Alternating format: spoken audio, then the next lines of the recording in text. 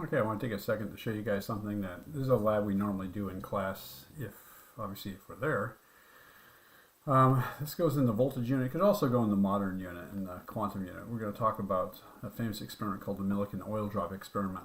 And I think I'm going to show you guys a little video in class, a different version of it. It's basically the same idea. Normally I give you guys a program that you run on your calculator, and then you do the lab. Each person in class does a few trials of the lab. And I want to walk you through what basically is happening here. So it's pretty cool, actually, activity. The idea here is Millikan performed this experiment following the work done by a guy named J.J. Thomson. And J.J. Thomson did some experiments with then unknown particles called electrons. This is back around 1900. And J.J. Thomson was able to, using electric fields and magnetic fields, figure out the ratio of the mass and the charge of an electron, but couldn't figure out the mass or the charge. So you could only get the ratio of mass to charge, or charge to mass, but he was unable to get either number. Millikan came along and he did a famous experiment, Millikan Oil Drop experiment, where he was able to actually figure out the charge of the electron, and then from that, and from the work by Thomson, get the mass of the electron as well. So the basic setup is as follows. You have a two-chamber system. The upper chamber has a little what they call an atomizer. It's kind of the old-fashioned perfume sprayer. You can see that in the upper left. If you press on the bulb, it sprays oil out of the bulb into the upper chamber, and little teeny droplets of oil.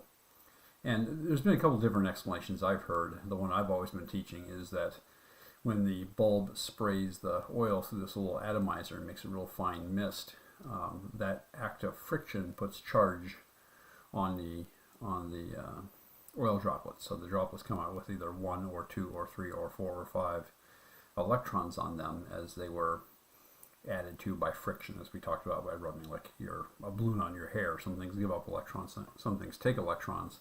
So the idea here is that the oil droplets become charged negatively. In the upper chamber, they simply, and you'll see the upper chamber is solid except for a small hole in the bottom. So under the force of gravity, there's no electric field in the upper chamber, but under the force of gravity, the electrons fall through the hole, at least some of them do. And they fall into the lower region, and the lower region, as you can see, has a upper plate which is positively charged and a lower plate which is negatively charged. On the left-hand side, there's a little microscope that allows the observer to see. So they put their eye up to the microscope, they look through it, and they can actually see that oil droplet falling through the screen. And what they're going to do is they're going to vary the electric field that's in that lower chamber, the positive, negative, uniform electric field, by applying a voltage. So when we hit the button, it's going to spray some particles in there. These oil droplets with electrons on them fall. Now, what they did originally is Millikan allowed these droplets to fall, and they'll reach a terminal velocity. And you probably studied that in Physics 1, where there's no electric field at all. They just fall, and as they fall, they accelerate faster and faster and faster. But as they go faster, air resistance will start to get larger, and at some point the air resistance, the frictional force, equals the gravitational force, and the object will fall at a constant rate. So the forces are balanced. It's kind of like a parachute. It jumps out of an airplane. Before they pull the parachute, the person will fall faster and faster and faster. When they get up to about 140 miles per hour, they stop accelerating because the air resistance will match the gravitational pull, and they'll just continue to fall at that constant rate. So that's what Millikan did. He did some trials where the oil droplets fell at a constant rate, and from that information, using something called Stokes' law, you can figure out the size of the particle, the actual size of the oil drop, and therefore its mass. You get the volume, and therefore the mass of the particle. Then they did experiments where some of the drops were dropped in, and what's going to happen is gravity pulls down, but then he sets up an electric field that balances the gravity and actually stops the particle. So he's actually going to cause the particle to be suspended in two fields, a gravitational field and an electric field. So there's some information given here. It tells you the terminal velocity for the particles, and this will be reported later. We can write down the numbers, but so 0.27 millimeters, 0.276 millimeters per second is the terminal velocity. Now we're going to adjust the voltage, and to do that, I'm going to hit the buttons on the calculator. I'm going to hit the left-right buttons and do a coarse adjustment to the voltage, and we hit the up and down and do a fine adjustment. And I want to get the particle to stop moving. So we're going to now zoom in on the telescope view, and you're going to see a particle drop into view. And you'll notice I'm going to crank up the voltage. And as I crank up the voltage, the velocity slows down. Now, TI made this program, and it's really designed to destroy the button on your calculator.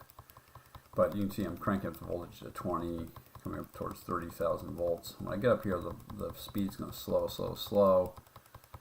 And eventually I'm going to get close to the speed of being 0. It may actually go negative.